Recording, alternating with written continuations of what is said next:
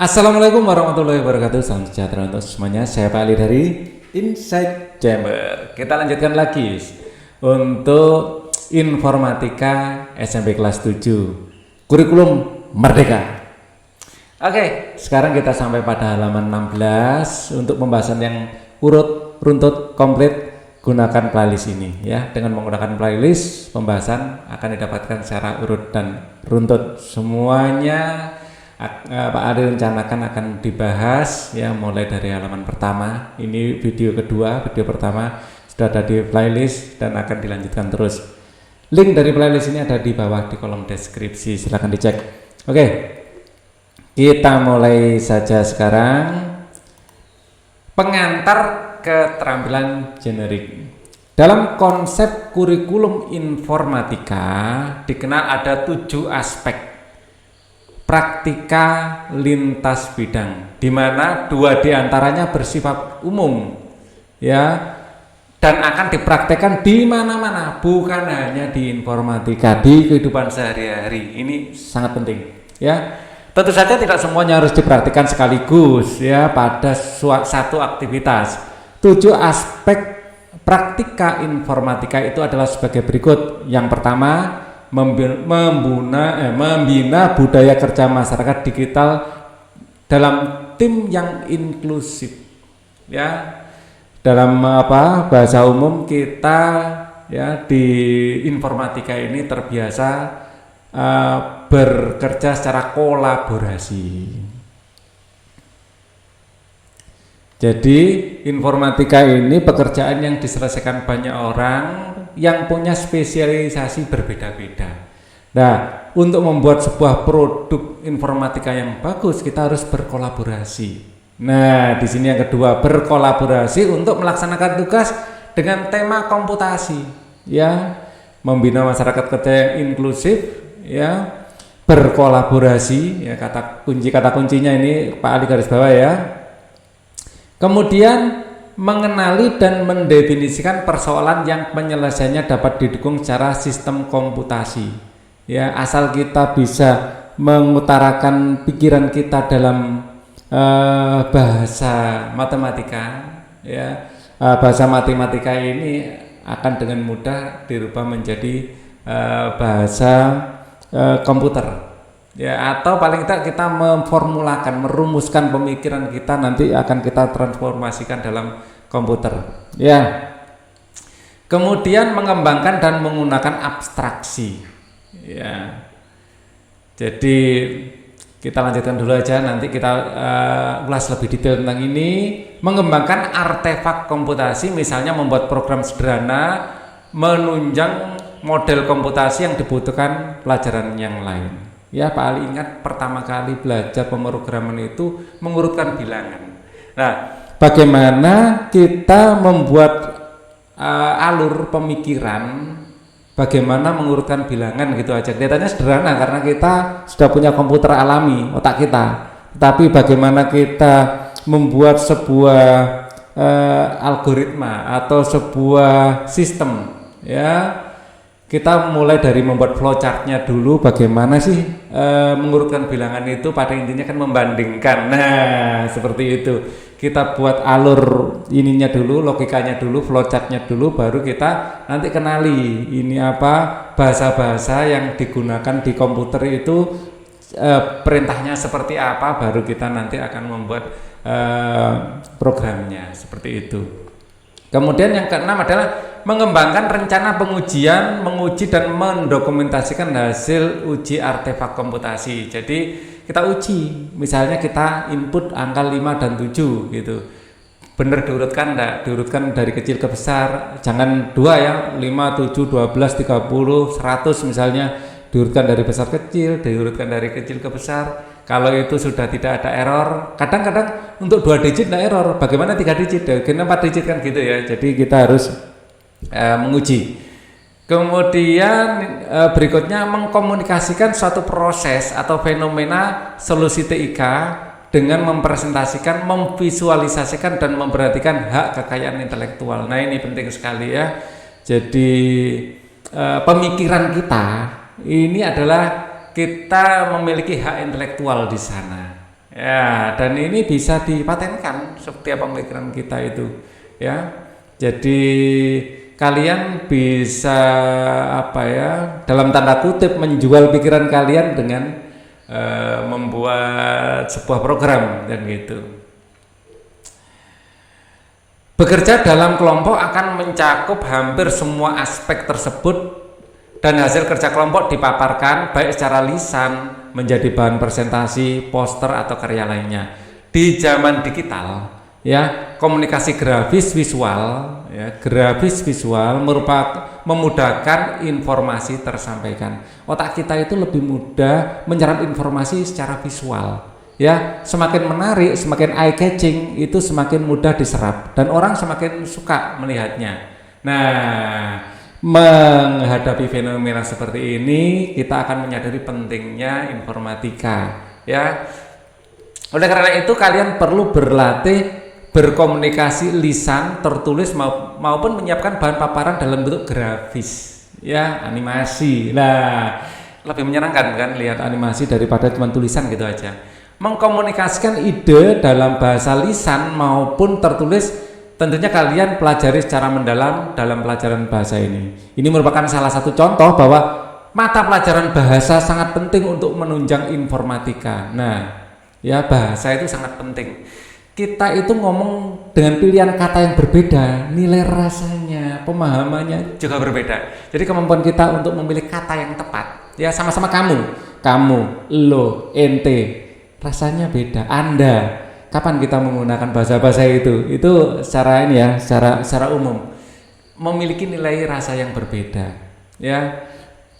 Dan saat kita menyajikan presentasi, nah, kemampuan kita memilih kata-kata ini akan menentukan keberhasilan kita, ya, kayak bikin puisi gitu ya. Pilihan kata itu menentukan makna. Nah, kalian akan mempraktikkan apa yang dipelajari dalam pelajaran bahasa. Jadi ini nyambung kemana-mana ya informatika ini nanti. Pada bagian ini kita tidak akan membahas tentang perkakas, berkolaborasi, membuat bahan presentasi ataupun infografis. Bekerja dalam kelompok akan disimulasikan, ya, disimulasikan kayak diandai-andaikan, dimodelkan gitu, disimulasikan itu dalam permainan peran. Presentasi akan diberikan praktik baiknya, sedangkan infografis akan diberikan arahan tentang apa yang disebut infografis yang baik. Oke ya, kita lanjutkan. Bekerja dalam kelompok. Tugas, ya, diberikan untuk dikerjakan dalam kelompok agar kalian dapat berdiskusi dan mengerjakan tugas lebih besar dibandingkan dengan hanya mengerjakan seorang diri. Jumlah anggota kelompok akan ditentukan oleh guru, ya, sesuai dengan tugas yang diberikan. Makin besar tugasnya, makin banyak anggota kelompoknya. Secara umum, tujuan kerja kelompok adalah agar kalian dapat menyelesaikan tugas dengan lebih cepat dan memupuk semangat gotong royong. Nah, ini sangat sesuai dengan pengamalan Pancasila. Sila keberapa? Iya, betul, sila kelima. Ya, kata-kata gotong royong ini pokoknya keadilan sosial bagi seluruh rakyat Indonesia. Benarkah bahwa tugas yang dikerjakan oleh lebih banyak orang akan lebih cepat? Belum tentu. Misalnya tugas yang membungkus dan memasukkan 20 komputer ke dalam kardus jika dikerjakan 5 orang akan lebih cepat dibandingkan dengan hanya dikerjakan 2 orang atau bahkan 1 orang. Ya, hal ini terjadi jika masing-masing membungkus dan memasukkan ke tiap kardus sendiri-sendiri. Ada pekerjaan yang tidak semudah itu untuk dibagi. Misalnya jika hanya tersedia 2 gulungan selotip, ya, penutup kardus dan hanya ada 1 gunting, setiap orang tidak dapat bekerja mandiri karena membutuhkan selotip, harus menunggu jika sedang dipakai. Ada juga tugas di mana setiap orang tidak mengerjakan tugas yang sama, harus dikerjakan dalam beberapa tahap, ya. Tidak mengerjakan tugas yang sama, harus dikerjakan beberapa tahap. Jadi intinya ada beberapa pekerjaan yang dikerjakan step by step, ya, tahap demi tahap. Dan ini semakin banyak orang belum tentu semakin efektif. Lah, kemampuan kita untuk mengetahui tentang sebuah pekerjaan dan bagaimana menyelesaikan dengan cepat, nah, ini akan melejitkan karir kita nantinya. Yang pertama, pemanasan. Sebagai pemanasan untuk belajar merencanakan tugas yang lebih besar, kalian diharapkan melakukan tugas sehari-hari yang lebih kecil untuk pemanasan. Ya, tugas sehari-hari paling tidak untuk diri kalian sendiri. Ya, tugas kalian sehari-hari adalah bangun pagi, mandi, ya, gitu ya. kelihatannya sepele, membersihkan kamar kalian sendiri, ya, dan beribadah itu adalah tugas sehari-hari yang kalau kalian mampu mengelola dengan baik, ya ini indikator bahwa kalian juga akan mampu mengelola pekerjaan yang lebih besar. Deskripsi tugas, misalnya kalian 2 kakak dan adik juga mendapat tugas menyiapkan ruang pesta untuk merayakan ulang tahun adik bungsu. Untuk pekerjaan ini kalian perlu berbagi peran, ya, setiap orang dapat mengerjakan hal yang tidak sama. Ada yang mengoles kue, menata meja, meniup balon, menaruh balon, menata kursi. Ibu juga menugaskan kakak sulung untuk memeriksa apakah semua sudah selesai. Jadi teamwork, semua orang memainkan peran yang diberikan. Ya. Ada pekerjaan yang jika dikerjakan lebih banyak orang akan membutuhkan waktu lebih lama. Ada loh ya. Oleh karena itu strategi, ya, membagi pekerjaan dalam kelompok harus ditentukan oleh kelompok sebelum dikerjakan. Jadi sebelum kita bekerja, kita pikirkan dulu paling efektif pekerjaan itu dikerjakan dengan cara seperti apa, baru kita kerjakan. Tujuannya agar tugas dapat dikerjakan dengan lancar. Tugas dibagi rata secara adil walaupun setiap orang tidak mengerjakan hal yang sama. Ya, adil ini relatif ya. Jadi adil itu tidak harus sama. Ya, tetapi seseorang mendapatkan pekerjaan dengan beban yang setingkat. Ya, setingkat artinya orang yang kemampuannya lebih besar tentu saja dikasih tanggung jawab yang lebih besar. Orang yang kemampuannya kecil dikasih tanggung jawab yang lebih kecil. Jadi itu adil. Ya, jangan kapasitasnya besar dikasih pekerjaan remeh-remeh, kapasitasnya kecil dikasih pekerjaan yang besar. Lah ini namanya tidak adil ya. Sebelum mulai bekerja dalam kelompok, semua anggota kelompok perlu menentukan strategi yang tepat agar tujuan tugas dapat dilakukan dengan efisien, optimal. Untuk tugas tertentu perlu ditunjuk koordinator tim yang akan mengatur kelancaran pekerjaan. Ya, sekali lagi untuk tugas tertentu, ya, untuk tugas tertentu perlu ditunjuk koordinator tim yang akan mengatur kelancaran pekerjaan dan yang akan memeriksa apakah hasil akhir sesuai dengan yang diharapkan. Jadi ada leadernya, ya, leader menjadi leader atau memimpin, ya, atau koordinator harus berganti-ganti agar setiap orang itu punya kesempatan untuk menjadi pemimpin. Ya, ini penting. Setiap orang memiliki kemampuan yang berbeda-beda. Anak yang pandai bernyanyi akan memimpin proses menyanyi, misalnya dalam acara ulang tahun itu ya, yang memimpin lagu panjang umurnya ya itu, atau happy birthday itu yang pandai menyanyi. Nanti yang anak yang sangat memahami tentang estetika pengaturan ini ya ruang akan memimpin dalam dekorasi. Nah, setiap orang diberi kesempatan memimpin sesuai dengan kemampuannya masing-masing. Dan pastikan kalian ini ya pernah memimpin sesuatu ya, walaupun itu sederhana. Pengalaman memimpin itu sangat diperlukan. Ya, kita lanjutkan lagi. Agar bekerja dalam kelompok menjadi efisien, efektif, ya, menghasilkan solusi yang baik, lakukan hal-hal berikut. Efisien artinya dengan tenaga sekecil-kecilnya memberi efek yang sebesar-besarnya. Ya, itu efisien. Jadi efisien itu membutuhkan waktu yang lebih singkat, ya, sumber dana yang lebih murah.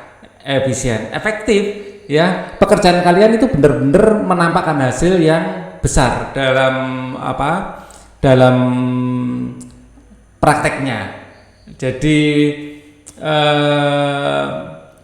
tindakan-tindakan yang dilakukan itu benar-benar memberikan hasil yang optimal, itu efektif ya. Jadi ada perbedaan tipis antara efisien dan efektif. Ya, kayak efisien ini lebih irit, lebih apa gitu efisien ya. Efektif dengan hal yang ada itu bisa menumbuhkan dampak yang besar. Oke. Nah, agar efisien dan efektif menghasilkan solusi yang baik, lakukan hal-hal berikut ini. Yang pertama, pahami persoalan dan tujuan bersama yang akan dicapai kelompok. Tujuannya adalah membuat acara ulang tahun semeriah mungkin. Itu adalah tujuannya. Dengan dana yang ada, bagaimana kita membuat acara itu semeriah mungkin? Apakah di rumah atau dibikin pesta kebun atau dibikin nyewa gedung? Nah, ini dipikirkan, dipahami persoalannya, objektifnya apa, tujuannya apa, dan dana yang dimiliki atau sumber daya yang dimiliki itu apa. Ini penting untuk dipikirkan di awal ya, persoalannya itu apa sih. Ya, itu untuk contoh ulang tahun ya. Untuk contoh yang lain mungkin pendekatannya akan lain. Tapi pada intinya ya, kita memahami apa yang kita miliki, apa sumber daya apa yang kita miliki, terus tujuan utama dilakukan kegiatan itu apa, itu yang pertama kali kita lakukan. Kedua, lakukan pembagian peran dalam kelompok sehingga setiap anggota mendapatkan peran dan pembagian tugas. Jika semua mengerjakan hal yang sama, tugas tidak akan selesai. Harus tunjuk sebagai ketua kelompok jika anggotanya banyak atau hasilnya perlu dikumpulkan dan diintegrasikan. Nah, ini penting untuk melihat potensi seseorang. Orang yang suka seni, ya ini untuk dekorasi atau mungkin dokumentasi. Orang yang teliti, nah ini dikasih beban untuk mengelola keuangan misalnya. Jadi setiap orang mendapat beban sesuai dengan skillnya masing-masing. Dan dalam pekerjaan harus ada leadernya. Leader itu orang yang pandai untuk memberi penugasan. Dan leader itu orang yang tahu permasalahan secara global, ya tahu benar-benar tujuannya ke arah mana.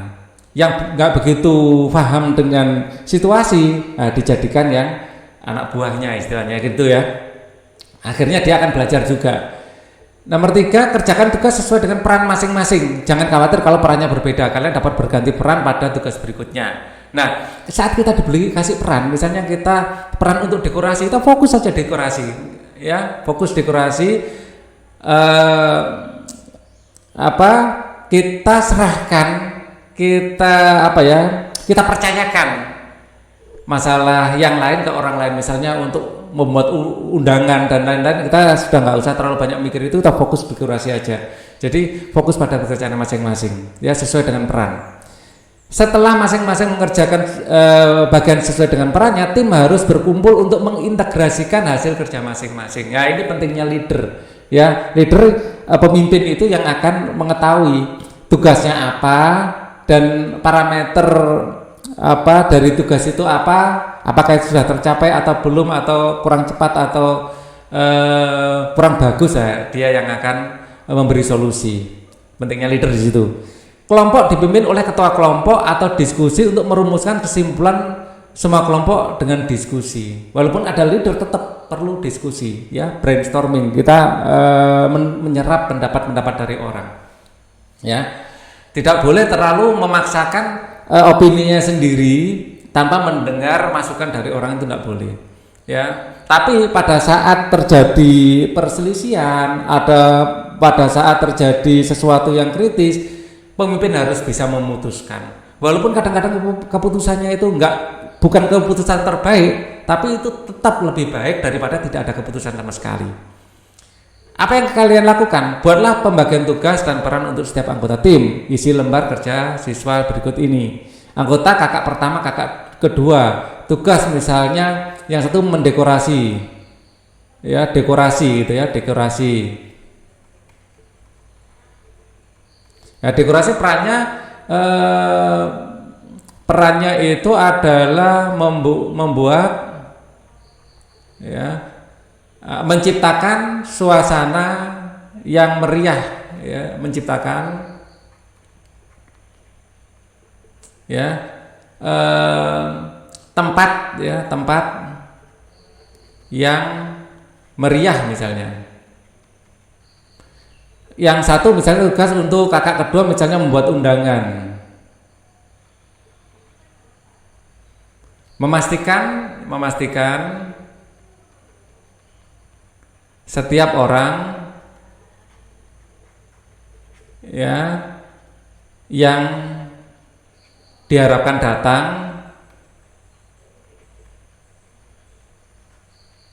mendapat, ya, kartu undangan atau informasi, ya, undangan gitu aja ya, belum tentu dalam bentuk kartu juga ya, bisa dalam bentuk SMS, dapat undangan gitu aja. Nah, anggota kalian, ya, adik pertama, adik kedua kalian mungkin akan tugasnya mengisi acara, Ya, perannya adalah membuat susunan acara dan memastikan isinya, membuat susunan acara, ya, dan memimpin acara, ya, memastikan berjalan dengan baik.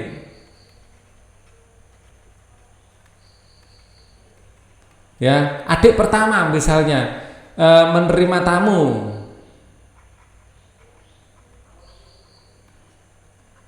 Ya, menerima tamu itu harus datang lebih awal ya perannya ya, menerima tamu.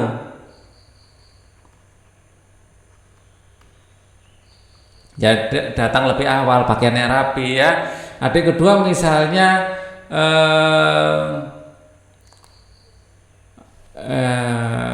ini yang lebih, adik kedua misalnya ini ya, memastikan kebersihan, atau adik kedua misalnya dokumentasi. Nah, dokumentasi misalnya adalah mengabadikan acara dalam bentuk video maupun foto.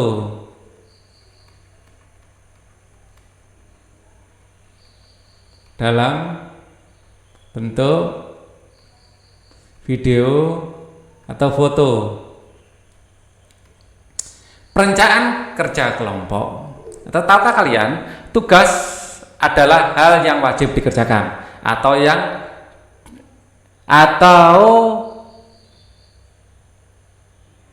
apa ini? GDT tuka untuk dilakukan.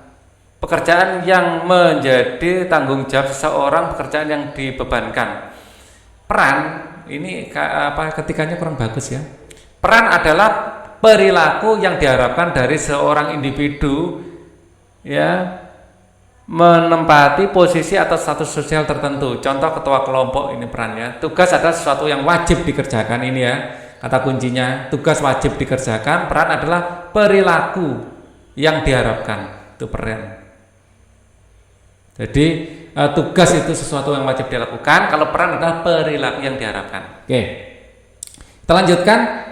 Perencanaan kerja kelompok. Perencanaan kerja sebelum pekerjaan dilakukan akan bermanfaat bagi tim untuk mendapatkan hasil yang baik, efektif, efisien. Perencanaan kerja harus dilakukan dengan membuat strategi yang sesuai dengan mempertimbangkan sumber daya yang dimiliki, seperti jumlah anggota timnya berapa, waktu pengerjaannya, ada sisa waktu berapa lama, peralatan yang dimiliki itu apa. Walaupun pembagian perencanaan kerja ini memakan waktu ya, tetapi hal ini bermanfaat saat melakukan pengecekan agar pekerjaan dapat selesai tepat waktu. Jadi kita akan memastikan pekerjaan, misalnya waktu seminggu, hari pertama pekerjaan sudah selesai berapa persen, hari kedua berapa persen, itu akan nampak di perencanaan. Akan lebih baik lagi kita juga bikin timeline ya, jadi alur waktu ya, kronologi waktu kapan suatu pekerjaan itu kita rencanakan untuk selesai. Itu penting ya, bagaimana urut-urutan kerjanya, karena tim akan ada lebih dari satu, dan ada pekerjaan yang harus diselesaikan dulu sebelum pekerjaan yang diselesaikan. Misalnya kayak membuat dekorasi, kan harus ada panggungnya dulu. Jangan sampai tim pembuat dekorasi sudah bekerja, panggungnya belum ada. Lah ini nggak bisa. Jadi ada timelinenya. Hari pertama menyelesaikan panggung harus selesai. Hari kedua ya tim dekorasi sudah mulai bekerja. Seperti itu, nggak bisa dibalik. Nah, yang semua ini berjalan dengan lancar, apa yang harus kita lakukan? Membuat rencana kerja yang baik. Oke ya, merencanakan kerja kelompok, aktivitas GSK 7U2 ini kodenya ya, perencanaan kegiatan. Latihan ini dilakukan sebelum aktivitas kelompok apapun. Apa yang kalian kerjakan? Deskripsi tugas ya. Kalian akan mendapatkan 2 atau 3 tugas yang dikerjakan berkelompok. Setiap kelompok harus menentukan strategi dalam mengerjakan tugas. Tugas kalian ialah membuat strategi yang paling efisien untuk menyelesaikan semua tugas yang diberikan daftarnya. Contoh, rangkaian tugas selama 1 semester dalam sebuah kelompok yang terdiri dari 6 orang, yaitu saya sendiri, Badu, Cici, Denny, Elon, dan Fadlan. Wih, Elon Mas ini pasti ya. Oke. Yang pertama, membuat maket atau alat elektronik yang ditentukan oleh guru dikerjakan 2 orang. Ya, maket bisa mungkin lampu flip-flop, lampu yang nyala mati gitu ya. Sederhana saja. Ya, itu adalah basic ya, basic dari misalnya lampu lalu lintas. Nah, dulu Pak Ali pernah bikin maket lampu lalu lintas dan itu sangat menyenangkan dikerjakan secara kelompok. Nomor 2, membuat maket sebuah HP dari kardus yang dikerjakan 2 orang. Menarik juga ini ya. 3, membuat maket 2 buah HP dari kardus yang dikerjakan oleh 3 orang.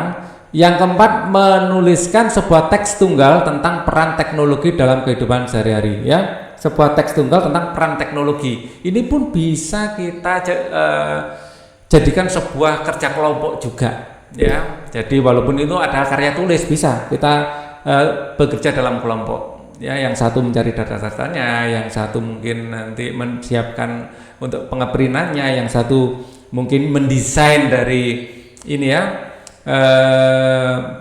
ilustrasinya. Ya, itu dibutuhkan orang yang punya skill khusus untuk mendesain ilustrasi. Dan itu tidak semuanya bisa dilakukan oleh penulisnya. Tetap bisa kita kerja kelompok dalam pembuatan sebuah karya tulis. Kita lanjutkan, mendiskusikan dan membuat kesimpulan dari sebuah teks mengenai TIK ya dalam kehidupan sehari-hari dikerjakan 2 orang. Kalian adalah salah satu anggota kelompok tersebut dan boleh menentukan anggota kelompok yang mana. Usahakan setiap orang mendapat beban tugas yang sama dan berkeadilan untuk 5 tugas secara keseluruhan ya. Ingat, adil belum tentu sama persis ya. Adil itu kalau kita mendapatkan sebuah pekerjaan yang beban yang kita rasakan itu sama dengan beban orang lain. Mungkin pekerjaannya kelihatan lebih berat, tapi kita melaksanakan itu dengan enjoy. Nah, itu ya adil, ya kan? Gitu. Orang yang nggak bisa bernyanyi, ya disuruh ngisi ke panggung untuk mengisi sesi bernyanyi, itu tugas yang sangat berat. Tapi tugas yang sangat ringan bagi orang yang dari awal suka bernyanyi, suka main musik ya. Itu namanya adil. Apa yang harus kalian lakukan? Untuk setiap tugas tentukan tujuan tugas ya, membagi peran, langkah penyelesaian tugas setiap kelompok dan serta perkiraan waktu kerjanya dengan mengisi instrumen berikut ini. Proyek ya, mungkin ini ya tulisan ya, peran teknologi dalam kehidupan sehari-hari, mungkin ini ya, kita pilih ini yang keempat aja. Proyek pembuatan karya tulis, menulis teks tunggal ya, membuat peran teknologi dalam kehidupan sehari-hari ya, membuat karya tulis, membuat ini ya, membuat teks tunggal ya dengan judul peran teknologi dalam kehidupan sehari-hari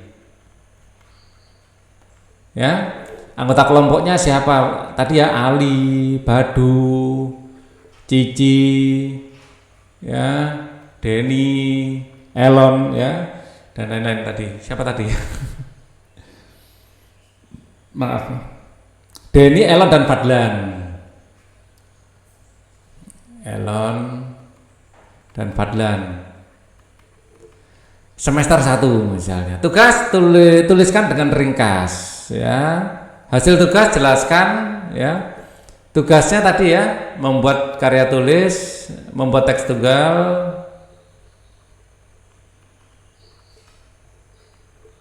Ya, yang tadi saya kasih kutip tadi ya. Membuat teks tunggal, peran teknologi dalam kehidupan sehari-hari. Hasil tugas jelaskan hasil atau deliverable tugas dengan spesifikasi yang jelas dan terukur. Hasil tugas ya, mungkin saya tulis di tempat lain. Hasil tugas mungkin tugas atau pembagian kelompok ya, pembagian tugas ya, misalnya Ali ya, akan membuat abstraksi, membuat kerangka, membuat ya kerangka tulisan ya, mulai karena dia mungkin Ali ini yang apa ya, mungkin yang secara pengalamannya atau wawasannya paling luas mungkin di situ ya, membuat kerangka tulisan ya. Jadi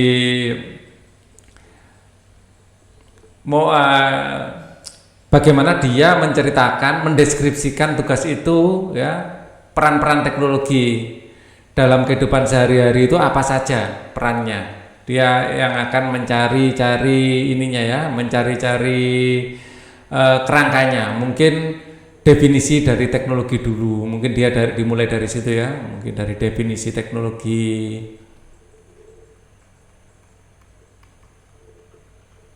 Ya, terus kemudian perkembangan teknologi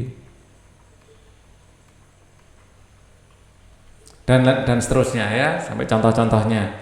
Oke, terus dilanjutkan dengan yang lain ya, misalnya Ali ada Badu, ini pandai desain grafis ya, mendesain sampul, ilustrasi dan lain-lain. Mungkin Cici bagian mengetik ya, Cici ya, mengetik, dia ngetiknya cepat banget misalnya. Nah, itu bagian mengetik. Jadi konsep dari Ali membuat konsep ya, tulisan atau konsep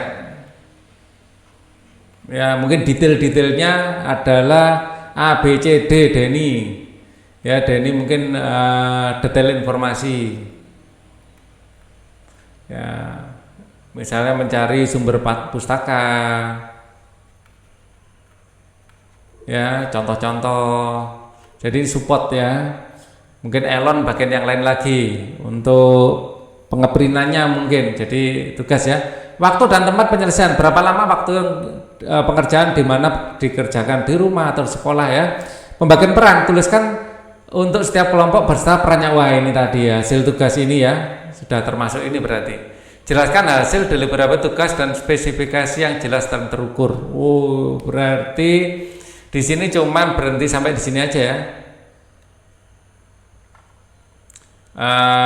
Ini berarti jawaban untuk yang nomor ini ya, pembagian tugas ya, pembagian peran sudah ada di sini. Hasil dari tugas mungkin membuat ini ya, membuat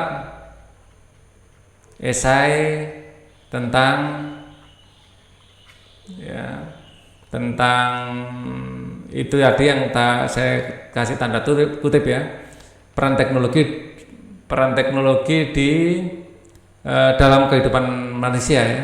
Pembagian peran ternyata di poin berikutnya, tahap langkah penyelesaian ya. Jadi saya kasih nomor saja ya, ini nomor 1, nomor 2, nomor 3, nomor 4 ya, nomor 5 ya, sekarang nomor 5. Jadi ini nomor 4 ternyata ya, itu untuk nomor 4 pembagian peran ya. Nomor 5 balik ya Pak Ali ya, nomor 5 tadi apa? Kok hilang?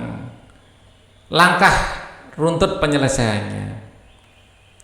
Rangka ini yang pertama yang jelas diskusi tentang konsep ya. Pertama memahami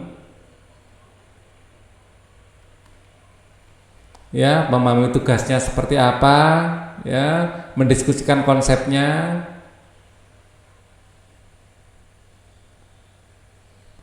konsep dan alur pekerjaan ya, konsep dan ini ya rencana kerja, membuat rencana kerja gitu aja, mendiskusikan rencana kerja.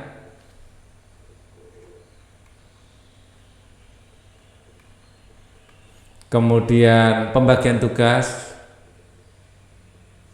mendiskusikan rencana kerja, pembagian tugas ya, evaluasi, penyelesaian tugas gitu aja, evaluasi, revisi. Nah, itu ininya ya, urut-urutan pekerjaannya. Kesimpulan atau capaian tercapai seluruhnya, sebagian kecil kalian yang akan tahu. Apa yang dinikmati dan disenangi dalam mengerjakan proyek ini, tuliskan secara ringkas. Ini kalian akan tahu sendiri ya setelah melakukannya. Apa kesulitan dalam mengerjakan proyek ini, tuliskan secara ringkas. Jadi 5 orang ini akan saya perjelas ya. Baru pembagian tugas ada Badu, mendesain sampul, ilustrasi, Cici mengetik, Denny, ada yang kurang lagi, Elon ya.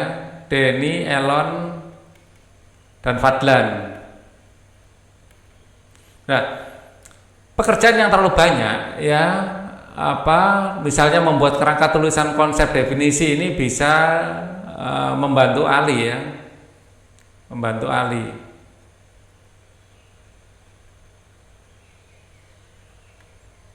Oke, atau yang satu mencetak lah ya, mungkin Elon itu untuk diskusi ya, membantu Ali. Karena tugas Ali terlalu berat, ya Fadlan dia support lah, kayak memberi teman diskusi ya. Fadlan mencetak ya, untuk memperdalam ide. Oke, jadi semua orang punya tugasnya masing-masing sudah.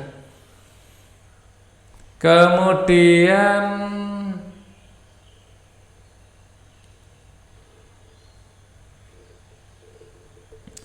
setiap kelompok harus membuat laporan ringkas yang berisi hal-hal berikut yang dituliskan dalam sebuah kertas dan dimasukkan ke dalam buku kerja siswa. Perannya apa yang sudah dikerjakan, kontribusinya, hasil dan refleksinya.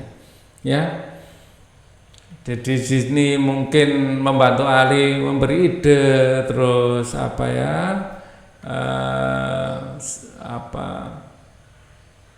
bisa juga ditambahkan ya, biar tugasnya menyediakan tempat,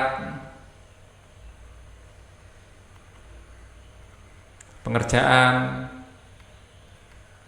Nah, ini tugasnya Elon, Fadlan dalam proses pencetakan. Oke, mungkin di situ Fadlan yang paling nggak memahami masalah, tetap dia dapat peran dalam proses pembuat percetakannya.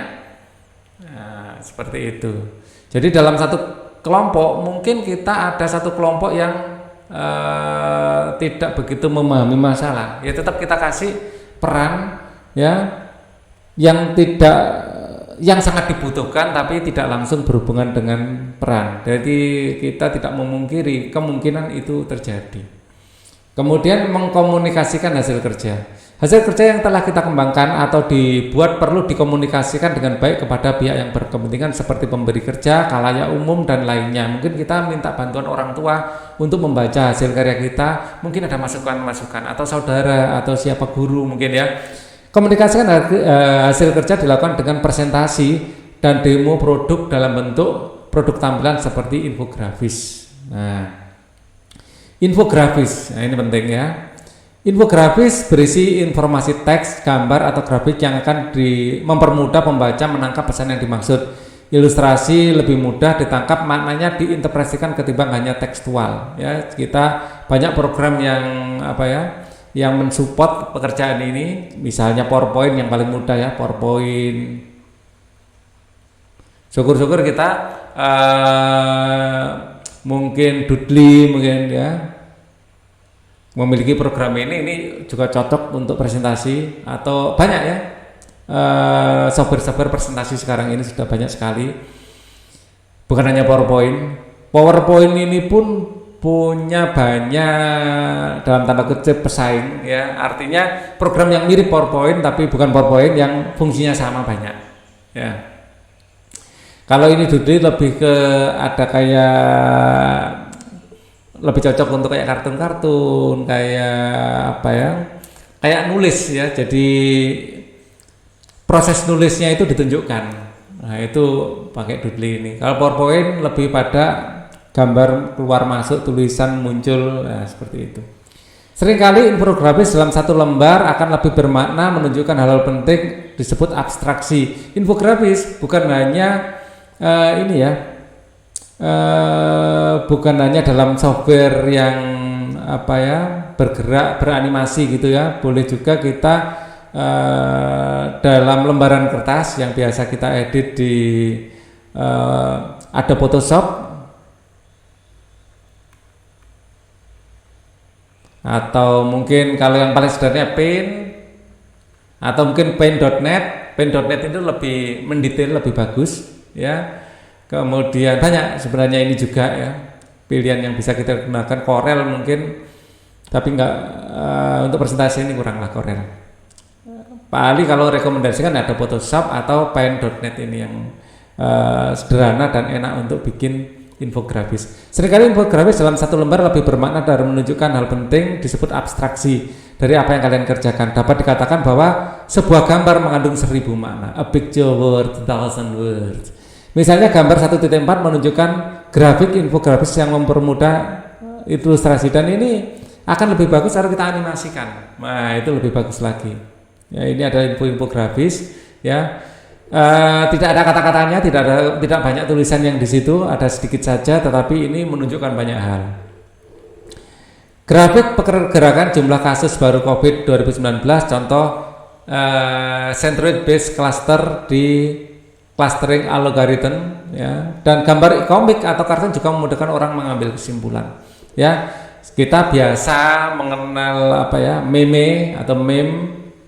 Ini adalah cara kita komunikasi secara grafis. Sebuah infografis ya mempunyai komponen konten dan tampilan. Konten atau tampilan akan menjadikan sebuah infografis menjadi paparan untuk mengkomunikasikan hasil yang baik dan berhasil. Perancangan konten infografis perlu membuktikan hal-hal tujuan infografis dibuat ya, mengedukasi ya. Setiap kita mengerjakan suatu hal, tentu saja kita harus tahu tujuan dulu ya. Untuk mengedukasi, himbauan, ajakan atau lainnya. Kepada sifat infografis ditunjukkan, misalnya membuat infografis untuk adik-adik TK akan berbeda dengan infografis paparan proyek sains kalian ya. Infografis kontennya harus lebih saintifik dan sesuai dengan kaidah sains. Kalau untuk analitika mungkin karakter yang kita gunakan adalah karakter yang akrab di anak TK ya, tokoh-tokoh kartun atau tokoh-tokoh anime ya. Jadi pilihan karakter yang disukai, pilihan warna ya, terlalu warna-warni itu nggak cocok juga untuk sains ya, seperti anak TK kan, orang bilang seperti wah ini kerjanya seperti anak TK aja. Nah, konten harus benar, masuk akal dan jelas sumbernya. Konten bergantung pada tujuan infografis dibuat, jadi kalau bisa diberi sumbernya, misalnya seperti ini sumbernya dari mana ya, sumber informasinya dari mana dituliskan di bawahnya.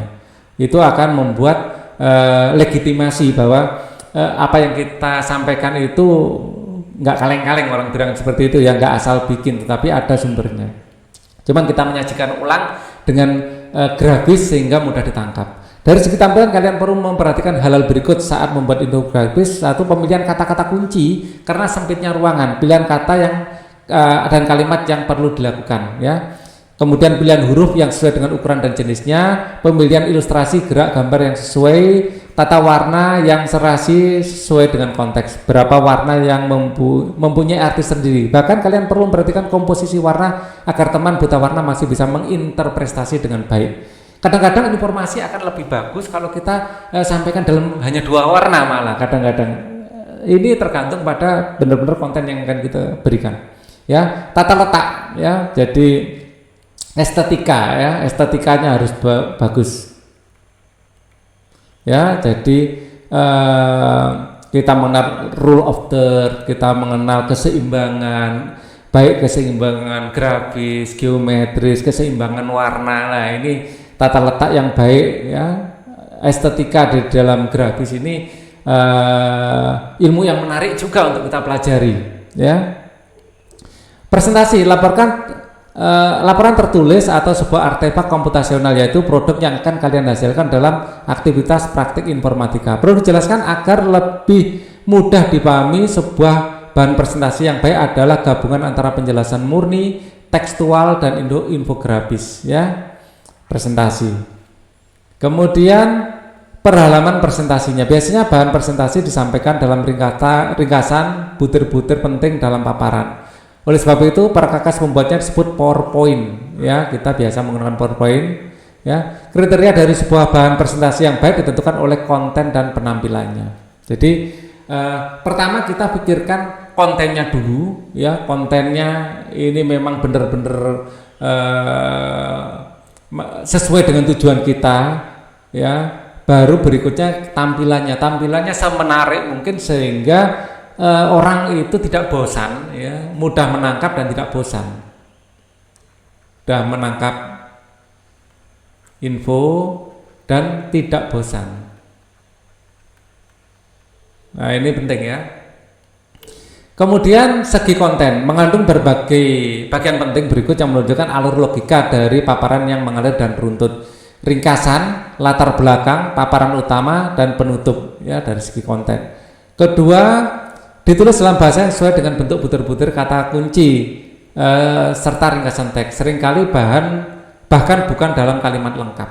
Ya, jadi tidak perlu lengkap karena terlalu lengkap memakan tempat itu. Jadi cukup kata-kata kuncinya. Kalau kita yakin bahwa sebagian besar kita itu sudah memahami arti dari kata-kata kunci itu, nggak perlu kita perpanjang lagi. Justru malah bikin terlalu ruwet nanti. Kita ingin sebuah presentasi yang tidak terlalu makan ruang, efektif, efisien gitu lah. Itulah definisi efektif dan efisien di situ ya. Dengan 1 atau 2 kalimat saja itu orang sudah memahami banyak. Oke, dari segi tampilan sekarang, ukuran huruf yang cukup besar dapat dilihat oleh penyimaknya. Kalau semuanya besar, malah kita nggak tahu mana fokusnya. Nah, itu penting kita bermain dari ukuran huruf, warna huruf, pilihan fontnya.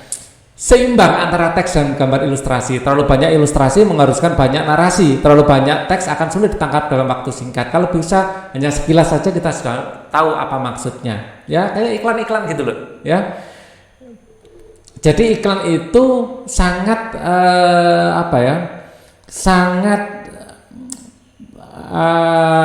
sangat pelajaran ini banget gitu loh. Jadi pelajaran ini banyak diaplikasikan di iklan. Kata-katanya singkat, padat, ya, tapi mudah diingat. Nah, bukan tapi ya, singkat, padat dan mudah diingat. Dan orang tahu arahnya kemana. Ya, misalnya ingat beras, ingat kosmos.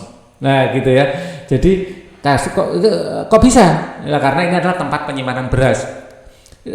Kita nggak perlu menjelaskan bahwa ini adalah tempat penyimpanan, nggak perlu. Ya, ingat beras, ingat kosmos. Misalnya seperti itu. Jadi kalimat sederhana, ilustrasi sederhana, tapi tetap kita ingat, ya.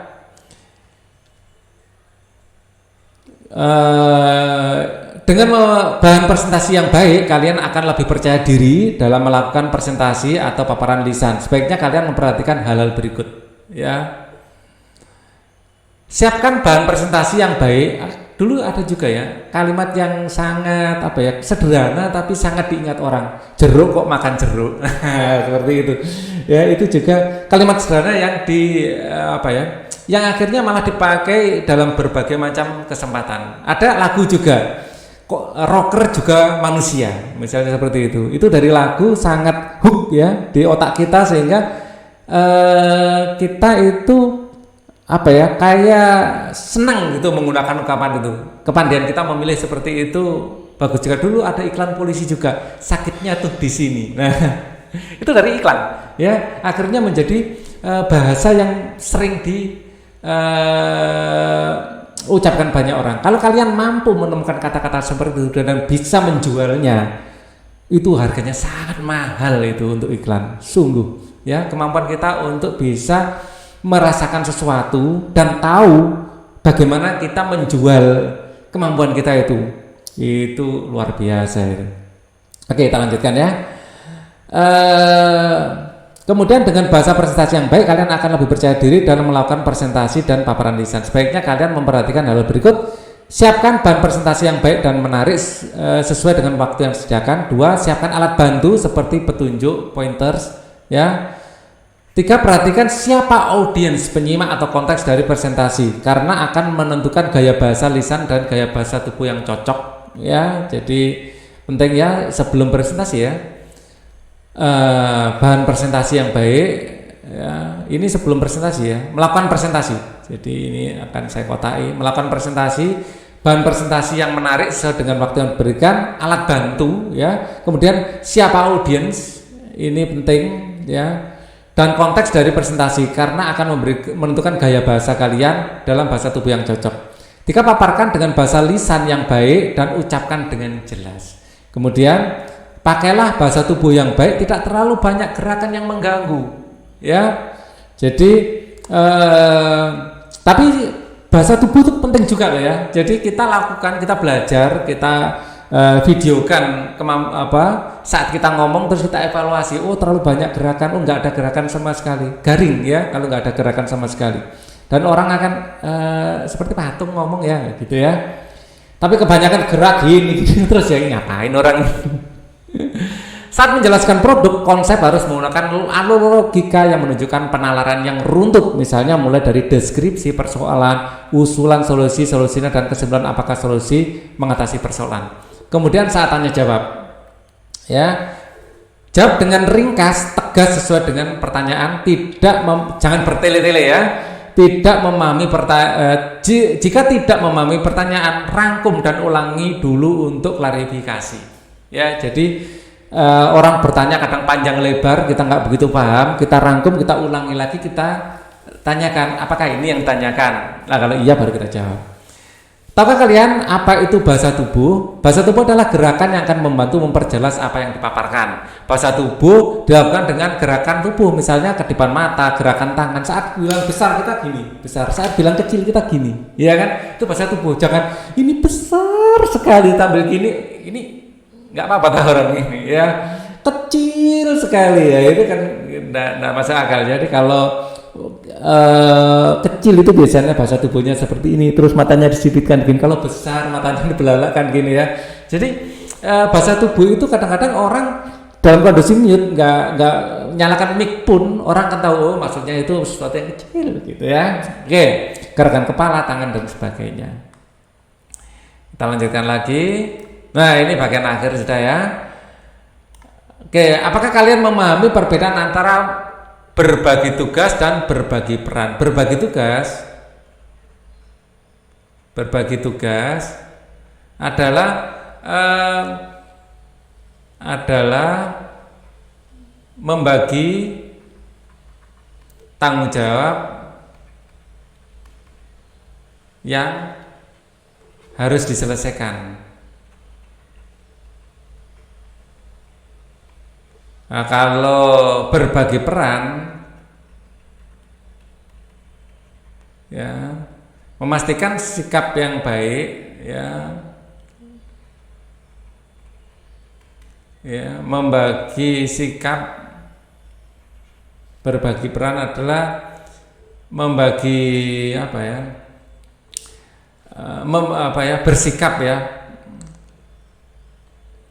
Berbagi peran adalah bersikap sesuai dengan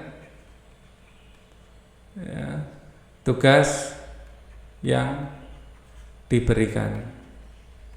Intinya kalau tugas itu lebih pada tanggung jawab untuk diselesaikan, kalau peran itu sikap ya. Kata kuncinya peran itu adalah sikap. Misalnya berperan sebagai pemimpin, sikapnya jangan seperti orang yang nggak tahu apa-apa. Terus kita gimana? Terus habis ini ngapain? Itu bukan sikap seorang pemimpin, ya. Itu sikap follower yang harus diperintah-perintah, ya. Dan menjadi follower atau menjadi pekerja yang harus diperintah-perintah, sok memimpin. Oh enggak betul Pak, itu harus gini harus ini. Nah, itu kita memerankan peran yang salah. Kamu di sini perannya sebagai kuli, sebagai pekerja. Kamu jangan terlalu banyak membantah, misalnya gitu ya. Jadi kita harus memainkan peran dengan baik, ya. Adalah sikap, ya. Sikap sesuai dengan tugas yang diberikan. Itu mungkin contoh dari yang Pak Ali berikan itu kasar ya, tapi Pak Ali ingin kalian langsung bisa menangkap makna dari peran itu seperti apa, ya peran. Apakah setiap orang pernah mendapat peran yang sama untuk tugas yang berbeda? Mungkin, boleh jadi, mungkin saja. Ya. Apakah seorang pernah mendapat peran yang sama untuk tugas yang berbeda? Misalnya tugas dokumentasi, dia memimpin dokumentasi, tetap sebagai pemimpin ya, memimpin dokumentasi,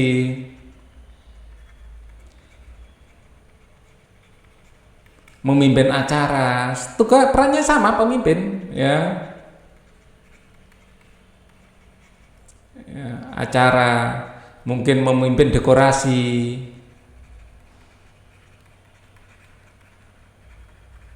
Tugasnya berbeda-beda, tapi perannya sama, peran untuk sebagai pemimpin. Ya, pelajaran apa yang kalian petik dari perencanaan setiap tugas dan perencanaan keseluruhan? Ya, perencanaan walaupun makan waktu, tetapi ya perencanaan walau memakan waktu, ya, tetapi ini penting untuk penyelesaian sebuah proyek.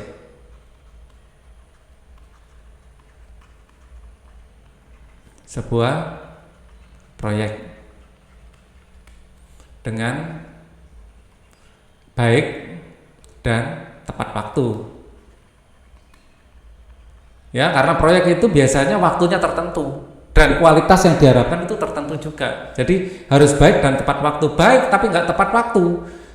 Acara tanggal 25, tugas baik selesai tapi selesai tanggal 30, percuma, acara sudah selesai kan gitu ya. Maka kalian siap bekerja dengan kelompok sepanjang semester? Siap, pokoknya siap gitu ya, siap. Kemudian apakah menurut kalian lebih enak anggota kelompok ditentukan oleh guru? Ya, menurut Pak Ali sih enak kita menentukan kelompok sendiri, tapi kadang-kadang guru tergantung situasi ya. Kadang-kadang kalau kita menentukan kelompok sendiri, nanti ada dalam tanda kutip kelompok yang tidak diinginkan, artinya kelompok kumpulan anak buangan dalam tanda kutip, maaf agak kasar. Jadi ke sana nggak diterima, ke sana nggak keterima, ke sana nggak keterima gitu loh. Khawatirnya seperti itu kalau nggak ditentukan guru. Jadi tergantung situasi.